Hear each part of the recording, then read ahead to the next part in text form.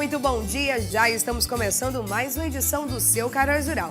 E na edição de hoje vamos dar uma passadinha lá no IFPA Campus Rural, que é um local de formação de profissionais técnicos do mundo agro. E você também vai conhecer as plantas que podem matar o gado. Essas e outras informações você acompanha comigo agora no seu Canal Rural.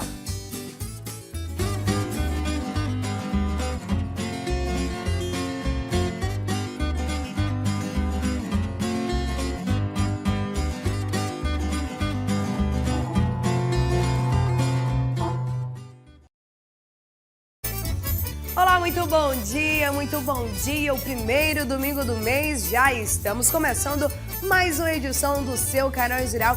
Muito obrigado por você estar conosco hoje aqui, desde já, desejando a você um ótimo domingo. E para você que gosta de acompanhar muitas atualizações do meio rural, sabe que aqui é o lugar certo. Assim também como em nossas redes sociais, o Instagram do programa já aguarda por você. Seja um dos nossos seguidores, assim também como o nosso Instagram da TV, que já está por aqui.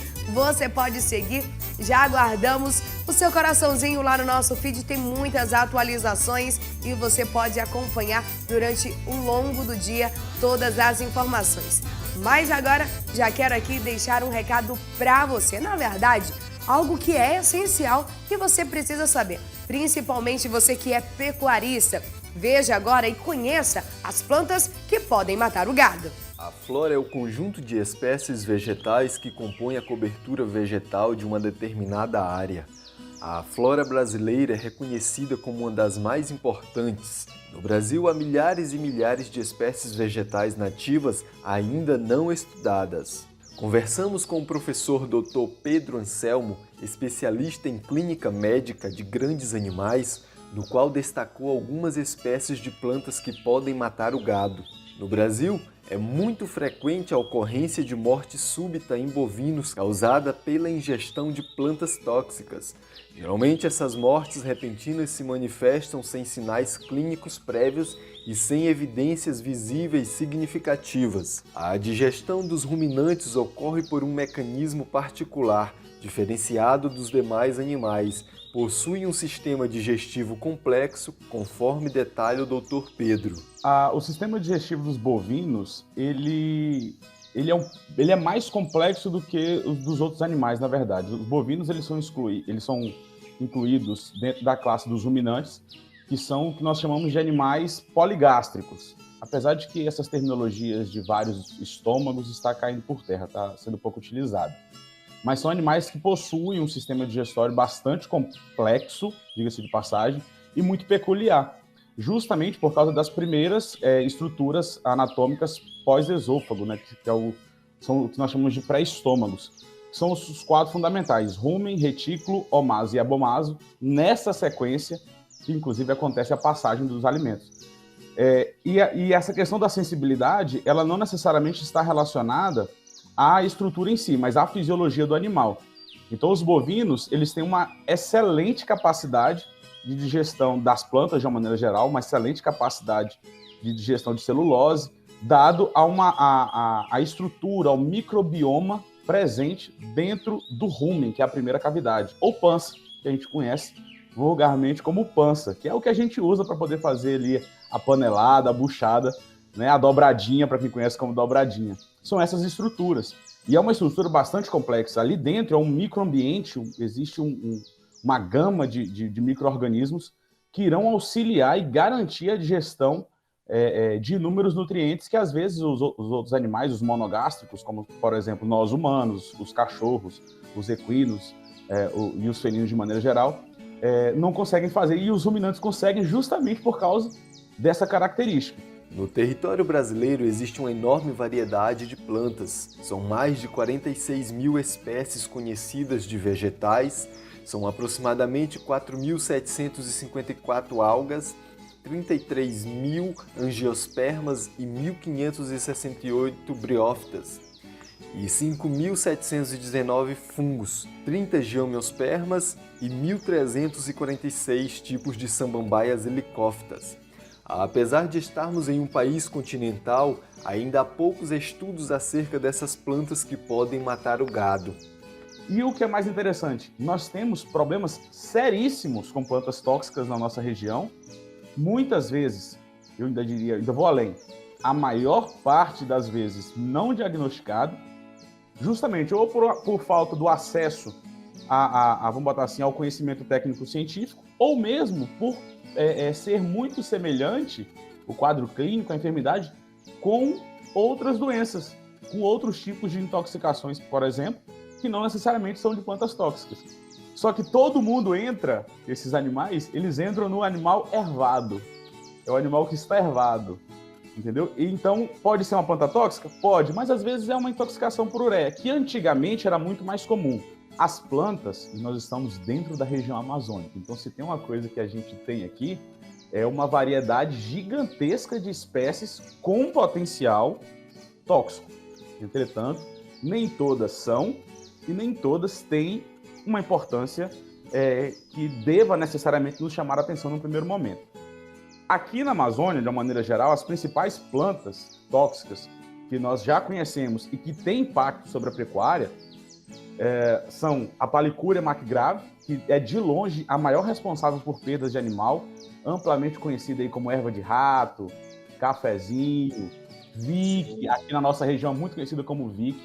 E ela é uma planta muito de fácil difusão, é uma planta que os animais gostam de comer, ela tem uma palatabilidade interessante para os animais, inclusive. Já existem relatos, e aí a experiência da gente traz que mesmo quando o pasto está bem formado, mas que há ocorrência dessas plantas, os animais ingerem essas plantas, porque elas são palatáveis, e são responsáveis. É a principal planta, ela está incluída dentro do rol das plantas que causam morte súbita, porque ela não tem aquele quadro clínico bonito, progressivo, que o animal vai piorando gradativamente. Quando inicia-se o quadro, ele progride muito rapidamente, ele acontece muito rapidamente. Tanto é que não é comum você ver um animal com uma sintomatologia clássica dessa planta doente. Normalmente o proprietário, o tutor, o vaqueiro, o tratador, quem quer que seja, encontra o animal morto. Normalmente o animal morre e não se dá notícia, não se viu o animal doente. Ele simplesmente morre. Inclusive, essa é uma planta bastante interessante, porque ela é um motivo importante de mortes, de perdas por plantas tóxicas. Entretanto, ao ver o quadro clínico, ela parece uma sintomatologia nervosa, neurológica, do sistema nervoso, e não é. Ela é uma planta cardiotóxica. Ela faz o funcionamento do coração ficar alterado e o animal morre por problemas cardíacos, parada cardíaca. De acordo com o Instituto Brasileiro de Geografia e Estatística, o IBGE, o Brasil tem o maior rebanho comercial do mundo, com aproximadamente 209 milhões de animais. E a pastagem é a base da produção dos bovinos. Um dos motivos de se usar maior quantidade de pastagem nas criações é o menor custo se comparado a outras estratégias de suplementações. O manejo correto da pastagem é fundamental para evitar o contato do rebanho com as plantas tóxicas. Uma outra planta bastante importante na nossa região aqui é a Hipomea azarifolia, a famosa salsa. Uma planta bonita, rasteira, parece uma leguminosa, que seria algo interessante para você consociar com o pasto, com uma fonte de nitrogênio, ou de nitrogênio não proteico para os animais e tudo. Essa salsa, inclusive tem uma flor roxa muito bonita. Essa salsa, ela é muito abundante já em terrenos mais alagadiços e degradados. Ela não tem uma boa palatabilidade. Entretanto, aonde ela mais ocorre é onde você tem problemas com o pasto. Então, às vezes, o animal ingere a planta não porque gosta, mas é porque, às vezes, é o que tem para comer. Então, ele está com fome, o pasto está degradado, não está atendendo às suas demandas, e ele começa a apresentar o que nós chamamos de apetite depravado ou pouco seletivo.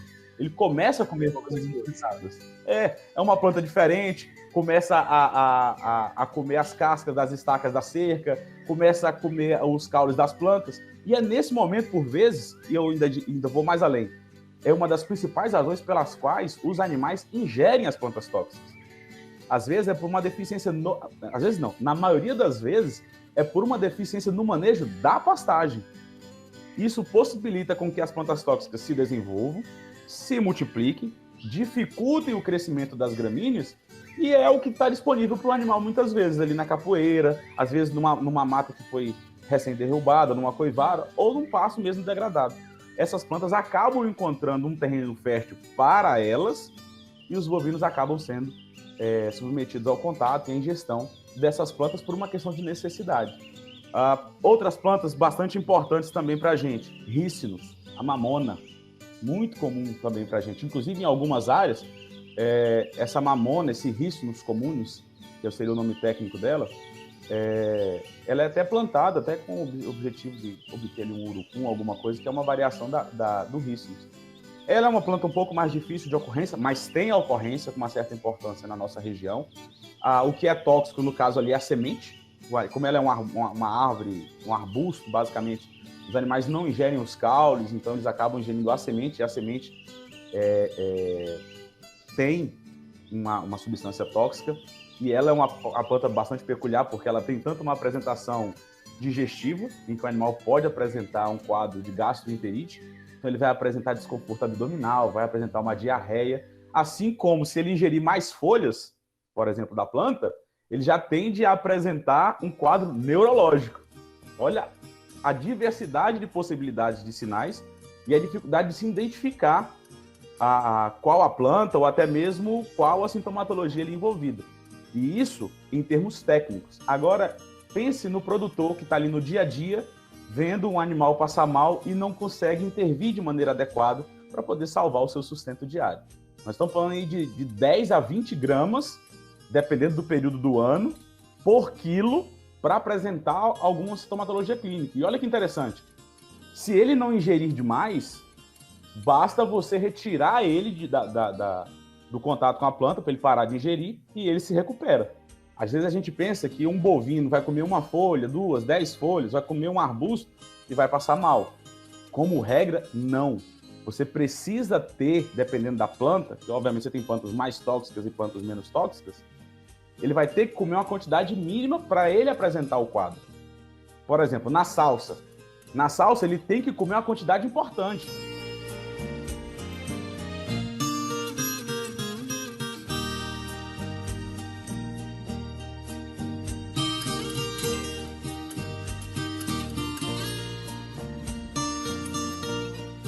Com toda uma grande variedade de plantas tóxicas para os ruminantes, existe uma classificação dividida em 2 blocos, que são as plantas de ação direta e de ação remota. O que é a planta de ação direta? Você come ela, do jeito que você ingere ela, ela te faz mal. Normalmente essas plantas de ação direta possuem um efeito no trato digestivo, lá no trato digestório. Então, o bovino vai apresentar um timpanismo, que a gente chama de empanzinamento, fica barrigudão, cheio de gás, o rumen para, a pança para de funcionar e acumula gás. Apresenta diarreia, essa diarreia pode ser com sangue ou sem sangue, pode ser mucosa ou com menos muco, vai depender daquilo que está acometendo o animal. E você tem as plantas de ação remota. Aí dentro das plantas de ação remota, a gente ainda pode subdividir elas naquelas de ação cumulativa e naquelas de ação imediata. Então, tem plantas que você depende de manter uma continuidade de ingestão para haver um acúmulo de substância tóxica para ter problema. Exemplo, salsa. Tem plantas que se você ingerir uma única vez uma quantidade suficiente para ter o problema, o animal adoece. Exemplo, Vick, erva de rato. Como ela é palatável, os animais comem muito. Em uma única ingestão, em um único pastejo, o animal pode comer quantidade suficiente de Vick que vai levar ele à morte. Muitos agricultores têm dificuldades em acesso à assistência técnica, o que pode ser um problema para as suas crias. Assim, para facilitar o acesso a essas informações, existem manuais técnicos disponíveis pela Embrapa, como enfatiza o professor Pedro. Da alta tecnologia do agronegócio ao produtor que cria a vaquinha por carinho. Então, a Embrapa ela produz cadernos técnicos, manuais técnicos, eu adoro os comunicados.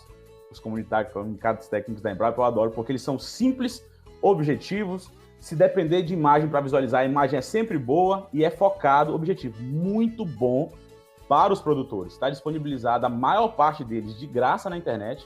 É só digitar, por exemplo, erva de rato caderno técnico, Embrapa, jogar no Google, vai aparecer o PDF, você pode baixar o PDF de graça, sem problema nenhum. Tem várias, principalmente da Embrapa Amazônia Oriental e a Embrapa Amazônia Ocidental. A Embrapa Amazônia Ocidental toma ali conta de Roraima, Amazonas. O produtor rural deve ficar atento a essas plantas, pois dependendo do ano, a quantidade de toxina é maior, independente de ela estar seca ou verde. Entendeu? Dependendo do período do ano, a planta pode ser mais tóxica ou menos tóxica. Dependendo do grau de secura da planta, se ela já está seca ou se ela está verde, ela pode ser mais ou menos tóxica. Olha que interessante, dependendo da parte da planta que você come, se é a folha, se é o caule, se é a fava. Tem muitas plantas tóxicas, como por exemplo a lantana, que é conhecido como cipó bravo, cipó preto. A lantana ela tem uma favinha, ela é pouco corriqueira na nossa região, viu? Um pouco corriqueira. Eu estou falando a título de estudo. Eu não acho que ela seja pouco corriqueira, não. Mas é um levantamento que a gente vai fazer. Se come a folha, tem que ingerir 30 gramas por quilo. Se come a fava, 6 gramas por quilo já resolve para poder intoxicar. Então, até a substância tóxica se distribui diferente. Aí o nosso proprietário, nosso pequeno produtor, que às vezes não tem condições financeiras ou não tem um maquinário para poder fazer uma aragem, para poder revirar a terra e facilitar o controle, de aplicar às vezes um herbicida. E olha que sensacional falar da Tinam Select Cria, é este lugar que vai lhe ajudar em tudo que você precisa para os seus animais e para a sua propriedade, com certeza. Assim também é você que está à procura daquele suplemento alimentício para os seus animais e garantir que os mesmos venham crescer saudáveis e com os nutrientes necessários, a Tinam Select Cria tem para te oferecer. Assim também com a variedade em artigos de selaria, de pesca e na linha pet. Então tá esperando o quê? Uma verdadeira consultoria te espera lá na Tinam Select Cria, onde a tecnologia que o seu rebanho precisa está por lá. Olá, amigo produtor, olá, amigo pecuarista, olá, amigo Tinam Select Cria. Estou passando aqui para fazer um convite especial a você e falar um pouquinho da novidade que temos já disponível na nossa loja Tinam Select Cria. Estamos com um proteinado, conhecido como Mais Peso Supera. Você, amigo produtor, que está precisando de um proteinado, baixo consumo, preço acessível e resultado positivo, vem com a gente. O proteinado ele contém o Difly S3, o controle de carrapato e mosca do chifre. Ele também contém flavomicina e as fontes de energia, soja e milho. Lembrando, viu? Produtor rural sem substitutos, preço acessível, baixo consumo e resultado positivo. Estamos localizados no núcleo Cidade Nova, Avenida Transamazônica, 2197, em frente à Audi Tintas. E agora nós vamos acompanhar como as mudanças climáticas podem mudar o sistema hídrico. Veja só.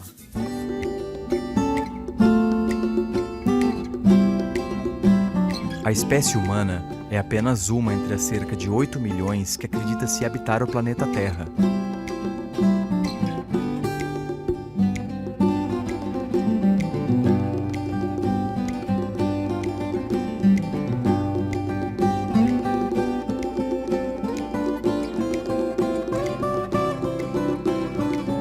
No Brasil, essa diversidade se espalha pelos mais diferentes cenários.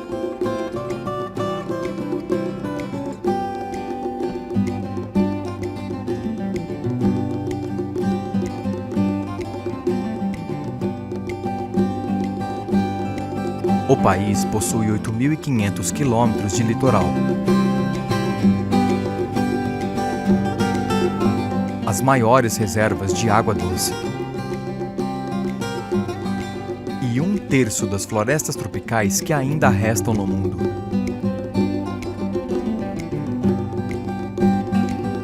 Toda essa fartura de vida, no entanto, inspira cuidado.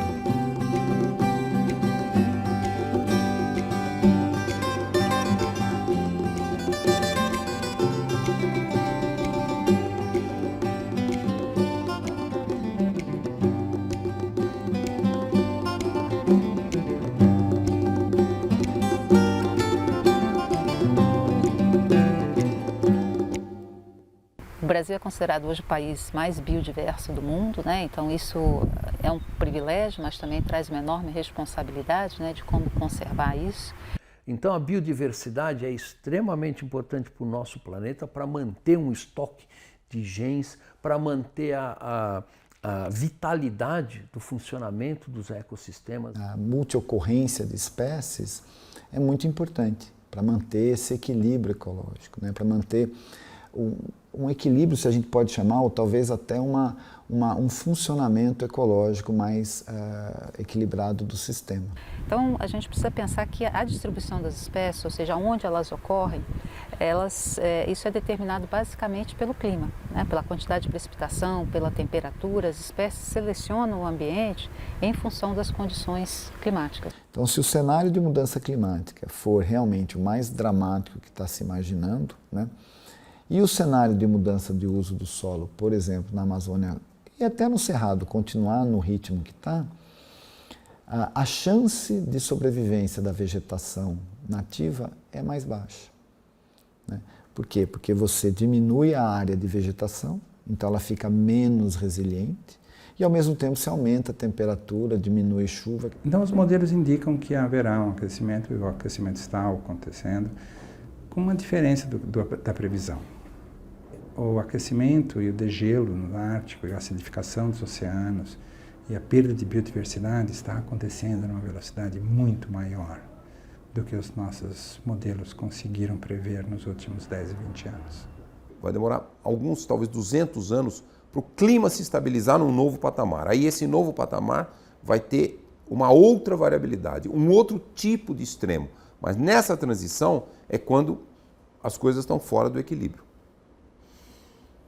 Portanto, existe uma grande imprevisibilidade. Então a gente vai estar lidando também com temperaturas continuamente, por exemplo, mais altas, ou mais chuva ou menos chuva, mas também com eventos de secas extremas ou de inundações extremas, né? E se isso já causa um impacto, né, para a gente, né, imagina para o resto da biota também, né, do conjunto dos seres vivos, eles também vão ser impactados por isso, né? Cada ecossistema tem processos muito diferenciados de interação com o clima. Então, por exemplo, o ecossistema amazônico, né, o elo principal de ligação com o clima é através do ciclo hidrológico.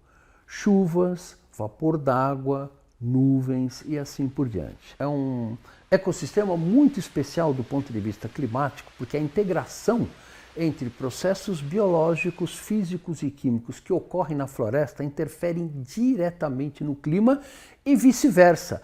É um ecossistema que é muito sensível às mudanças climáticas. A floresta ela tem uma interação com a atmosfera muito bem estabelecida. Então, a floresta é uma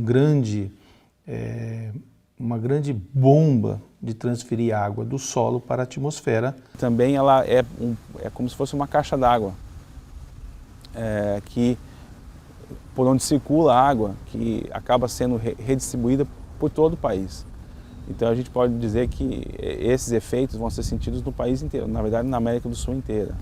E com isso, todos esses serviços ambientais, né, que as florestas prestam, como por exemplo, elas tiram o CO2 da atmosfera e incorporam o CO2 no seu tronco, nas suas folhas.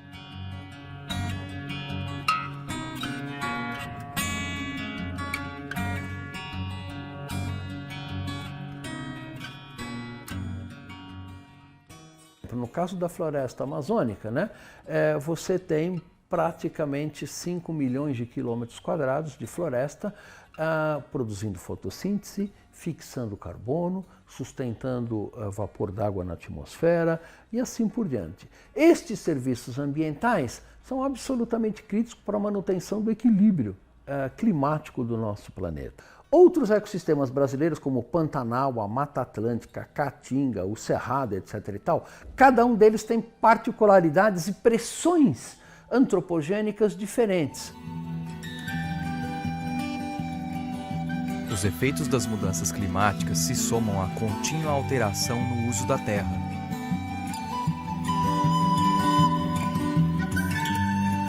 Hoje, os biomas mais impactados pela ação do homem são a Mata Atlântica, o Cerrado e a Caatinga.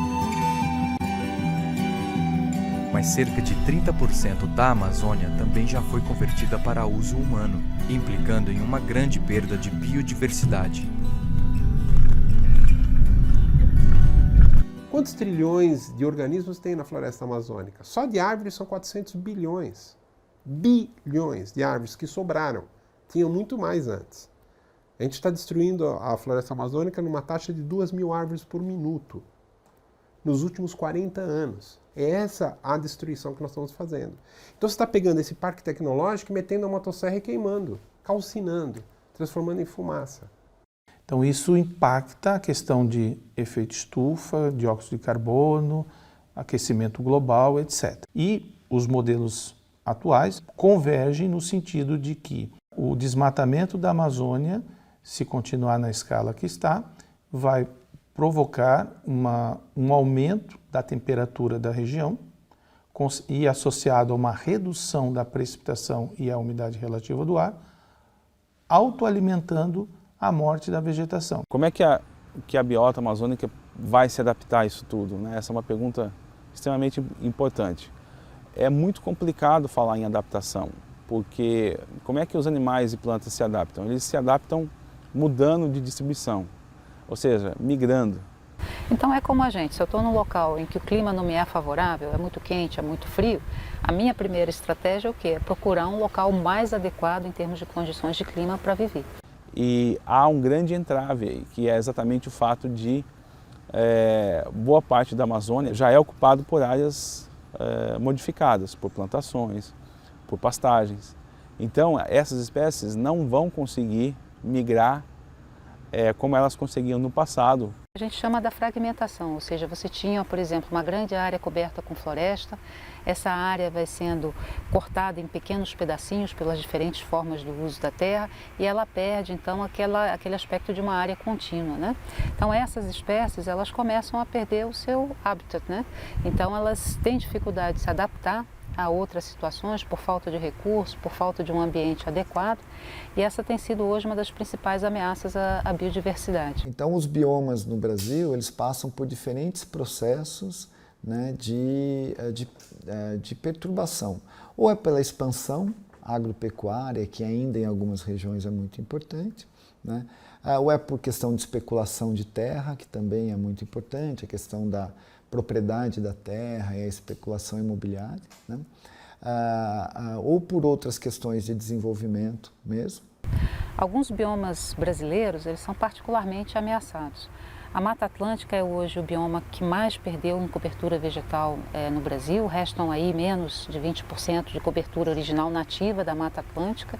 E o que sobrou hoje é muito fragmentado, né? São pequenos pedaços. E os dois outros biomas hoje muito ameaçados em termos de extensão da mudança de uso da terra são precisamente o Cerrado e a Caatinga, né? A diferença no caso desses dois biomas, ambos já perderam aí mais de 50% da sua cobertura original, é que esse processo vem se dando numa taxa muito mais rápida do que aquela que nós observamos para a Mata Atlântica. Então, enquanto a Mata Atlântica perdeu a sua cobertura nos últimos 500 anos, o Cerrado nos últimos 40, 50 anos já perdeu mais de 50% da cobertura. No caso do Cerrado, hoje são estimadas cerca de 12.000 espécies diferentes de plantas, né? Então, isso é o que hoje se conhece e isso é extremamente importante se a gente pensar que hoje, naquilo que a gente chama de áreas de proteção integral, a gente tem menos do que 3% do bioma. Então, é uma área muito pequena que está efetivamente protegida e como é que a gente faz para conservar essa riqueza de espécies, né? Esse processo todo foi um processo intenso, né? E que mostrou uma dominação muito grande do planeta com relação às outras espécies, né? E isso não só sistema terrestre, a gente pode falar sistema aquático, sistema estuarino, né? Então todos os sistemas, os ecossistemas, né? Eles ficam sujeitos a uma pressão muito grande quando há uma expansão forte do ser humano. Os ecossistemas marinhos da costa brasileira também sentem os efeitos das atividades humanas e das alterações climáticas, que podem ocasionar o aquecimento da água, a elevação do nível do mar e a acidificação dos oceanos. o nível do mar está subindo, vai continuar subindo, não há como fazer o nível do mar parar de subir. Então, qualquer aproveitamento da zona costeira que não leve em consideração o cenário de 100 anos, ele está fadado a se tornar antieconômico ou a perda de investimento ou com grandes consequências, não só econômicas, mas sociais. Do ponto de vista físico, o oceano está se alterando, ele está se aquecendo. Você está produzindo um maior aquecimento no oceano. E um maior aquecimento no oceano implica, naturalmente, um aumento de volume, por exemplo. Um aumento de volume pode representar variações no nível do mar, consequências que você pode imaginar. Então, quando a gente fala em mudança do clima, os oceanos eles têm um papel extremamente importante, né, na regulação do clima, mas eles sofrem aí de duas formas, né? Um com o aumento da temperatura, o aumento do nível do mar, mas o outro é o aumento da concentração do CO2 na água dos oceanos. Se você aumenta a acidez do oceano através de uma maior concentração de carbono no oceano, você interfere de forma muito violenta no sistema ecológico. E, eventualmente, isso vai resultar em impactos muito ruins para a biodiversidade marinha. Então, há estudos que mostram que, a continuar as coisas como estão, vai haver uma redução muito grande na biodiversidade marinha.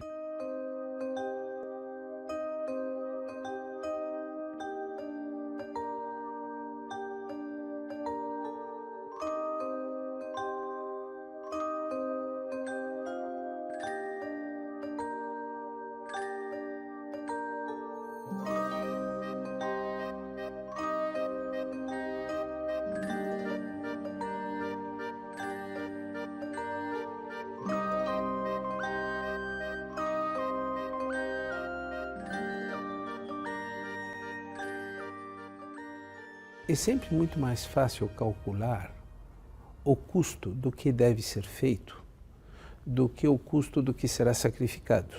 Quer dizer, como você quantifica o preço da natureza? Como você quantifica o preço de que seja flora, que seja fauna?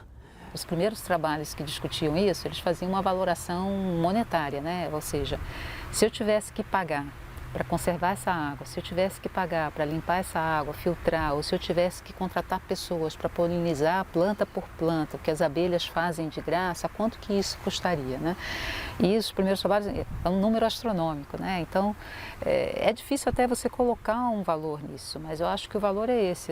A partir do momento que você não tenha mais, né, o quanto que você precisaria investir para isso. E certos serviços são insubstituíveis. Porque a gente fatora minério, petróleo, madeira, sei lá, o que seja. Até a caça que você vai lá na floresta e tira, você fatora como riqueza, né? Esse é recurso natural.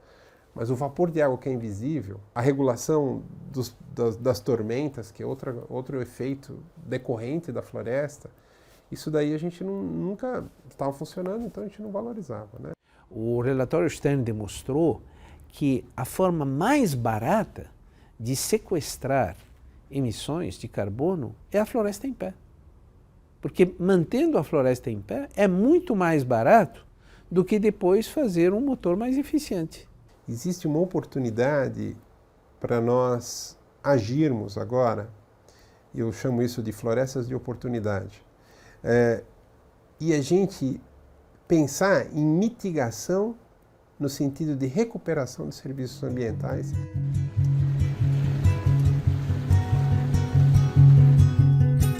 Descobrir novos desenhos produtivos baseados na interdependência entre conservação ambiental e desenvolvimento é, sem dúvida, um dos principais desafios dos países.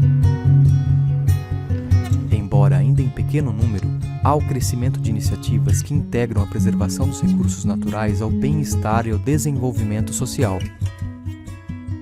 Essa Amazônia, ela é um amplo espaço de 2/3 do território nacional, com um enorme potencial, que pode ser sustentável se nós conseguimos, e aí me refiro aos estudos da Berta Becker, de criar sistemas agroindustriais sustentáveis, no sentido de, ao mesmo tempo, preservar a floresta, mas ajudar a geração de renda das comunidades, especialmente das comunidades ribeirinhas. Então existem várias experiências, tanto no Pará, quanto no Acre, por exemplo, quanto mesmo no estado do Amazonas, de um desenvolvimento, digamos assim, uma sustentabilidade com a preservação da floresta e com aumento de renda desta população. E a gente precisa pensar também que, ao conservar a biodiversidade, essas áreas elas representam um seguro, né? Quantas espécies novas, quantos medicamentos, quantos produtos que ainda podem ser descobertos dessa biodiversidade numa situação futura.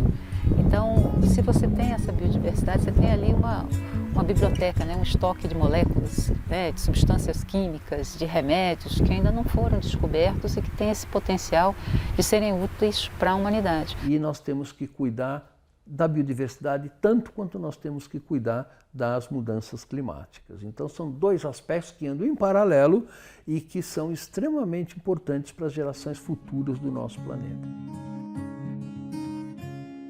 Além da preservação da variedade de espécies que coabitam o planeta, proteger a biodiversidade significa manter os serviços ambientais e o patrimônio genético, fundamentais para a manutenção da vida, principalmente diante de um futuro climático ainda incerto.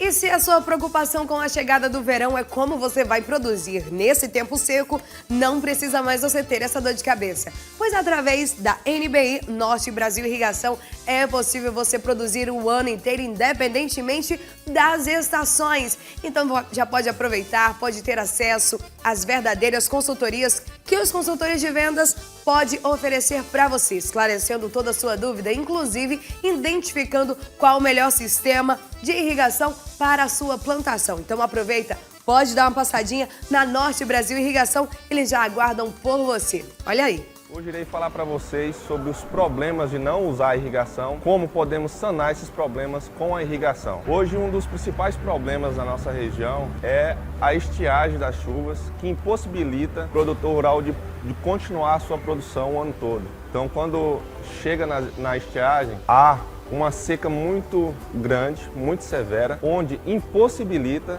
esse produtor rural de prosseguir com sua produção normal. Então com a irrigação, será possível ele produzir o ano todo. Ele não vai perder o tempo na hora de plantar e, com isso, ele ganha tempo na sua produção, ele otimiza a sua produção e consegue produzir muito mais, entregar muito mais, trazendo, então, um benefício local na nossa região, onde, aqui mesmo, podemos ter as verduras, os legumes, que é essencial para a alimentação no dia a dia.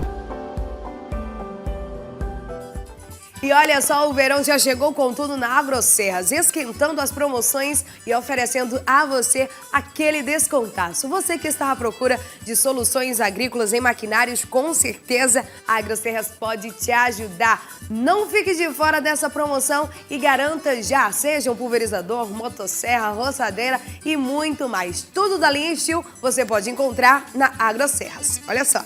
As altas temperaturas chegaram por aqui. Muitas ofertas e promoções especiais. Motosserra NS 180, somente R$ 1.199. Motosserra NS 170, por apenas R$ 999. Lavadora RE 80X, somente R$ 799. Venha economizar de verdade. Agroserras, Avenida Sol Poente, número 2113, Cidade Nova. E nós vamos para um rápido intervalo, mas já voltamos com mais informações. Inclusive, vamos falar para você sobre os cuidados necessários para o cultivo do açaí. Eu volto já.